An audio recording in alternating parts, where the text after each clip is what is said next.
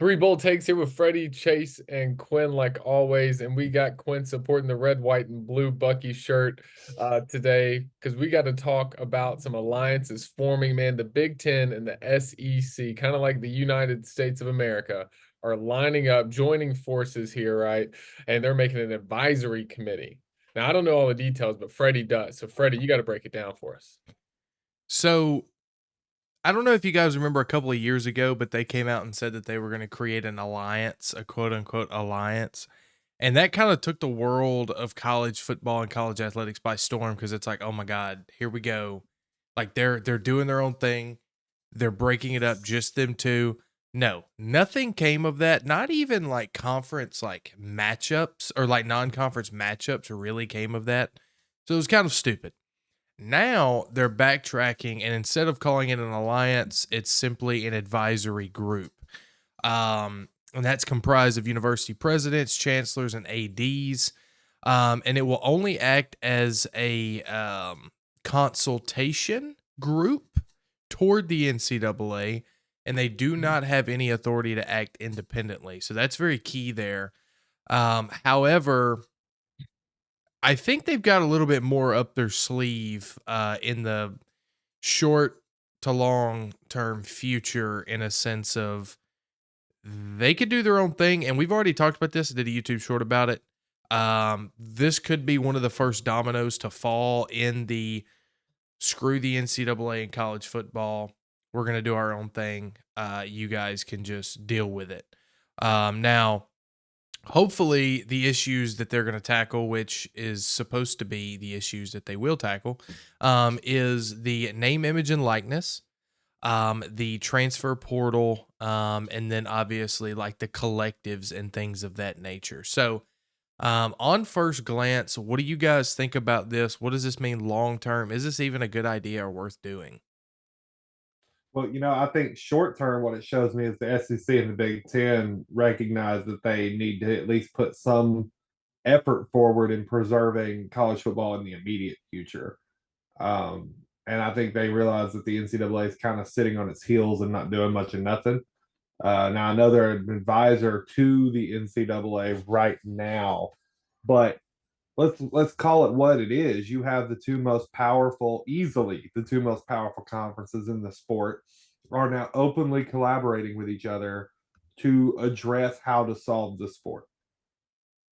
If the NCAA doesn't handle this correctly, that could very quickly turn into the two most powerful conferences in the sport working together to dictate the rules of their own version of the sport. I mean, it's like you said, we're right there at the start of what could potentially be the new governing body of college football, at least at the highest end of college football. Now, what the NCAA's role over what's currently the G5 and the FCS, I don't really think that's going to change much, but they could at least then start taking their marching orders from what's being done by the bigger players. And also, let's not pretend like the current G5 is really having the same issues with NIL in particular that the big power players are having because there's just not as much money at a school like Akron as there is at a school like Texas. Um, I think it's overall a pretty good thing, especially to see those two conferences working together. And like I said, I think this is just one step towards what will inevitably be its own sports league in a couple of years with the Big Ten and the SEC. Yeah, I think for me, because like Freddie mentioned, you kind of look at this a few years ago, they were talking about all this hoopla about this forming. This time you didn't hear anything. It just formed out of nowhere. So it kind of really caught me off guard. But I think when you look at it, they set it up now, and you're probably asking us three bold takes in your professional thinking, like what would this mean? Well, first, we're not professionals. Second, in my thinking, it's gonna be that it doesn't matter right now. It doesn't matter for probably the next 5 years, but it does matter when we talked about this in another episode, when the NCAA ultimately crumbles, then you already have this set up. And more than likely, you heard him on the way out when he was exiting, when he was retiring. Nick Saban said, I want to help with NIL and transfer portal.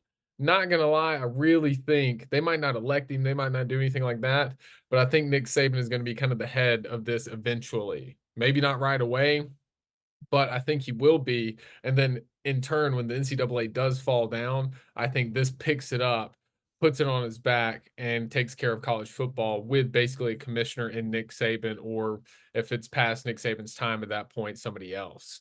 But I think for me, ultimately, overall, this is bad for college football. And I say that in as an SEC and Big Ten like stan, as a huge fan of both.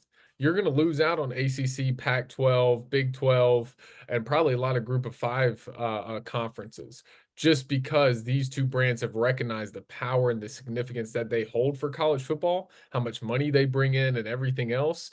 That the ACC and the Big 12, especially right now, are going to fall by the wayside, kind of like the Pac-12 did. So I think that's the biggest thing you got to look at in the next 5 years. College football is going to be the Big Ten and SEC. Instead, you might hear it named more of the AFC and NFC, because it's going to be basically professional football at the collegiate level. And you'll have probably the North and the South, something of the nature, East and West. I don't know. But I'm guessing that's how they divide it. And it's going to be SEC versus Big Ten. And they're going to run the entire country of college football. But they're just waiting, and they plan this now, so when the NCAA fails, that they can take over. Fred?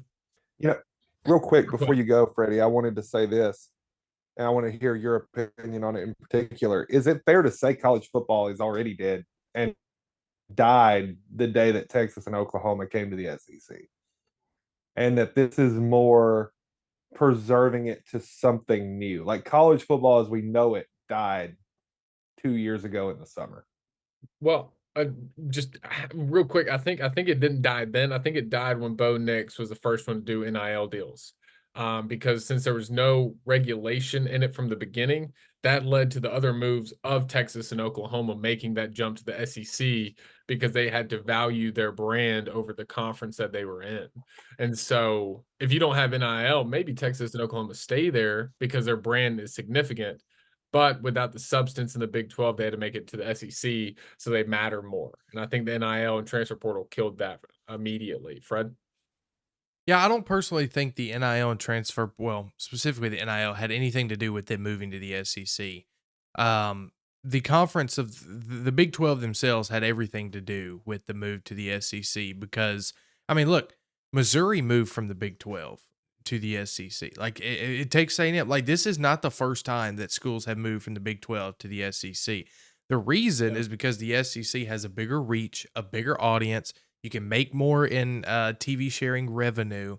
That's all it means, really, to me. And Quinn, to answer your question about college football dying then, I think that was one of the bigger dominoes to fall into the eventual crumble of the college football that we know and love, which has already happened. Now, when they moved, that forced Oregon, that forced Washington, that forced all these other teams to be like, wait a minute, maybe they're onto something in a sense of these other conferences can give me more money. Now, it may not make sense logistically, but we can make that up with the revenue sharing and the TV sharing and the TV deals. So I think the Texas and Oklahoma probably had more to do than the NIL as far as the college football we know and love. Because think about it, college football has always been a regional sport, right?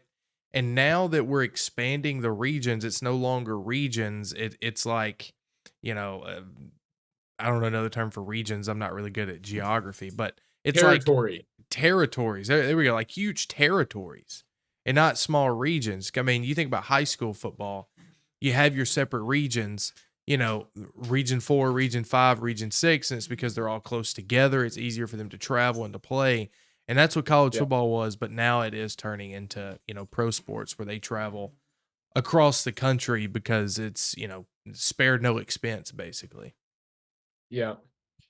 Agree. So, I don't know.